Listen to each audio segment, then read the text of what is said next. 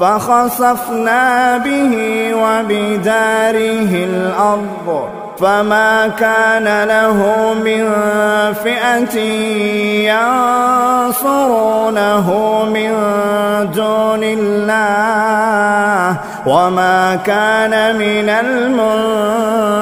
المنتصرين. وأصبح الذين تمنوا مكانه بالأمس يقولون ويك أن الله يبسط الرزق لمن يشاء من عباده ويقدر لولا أمن الله علينا لخسف بنا ويك أنه لا يفلح الكافرون.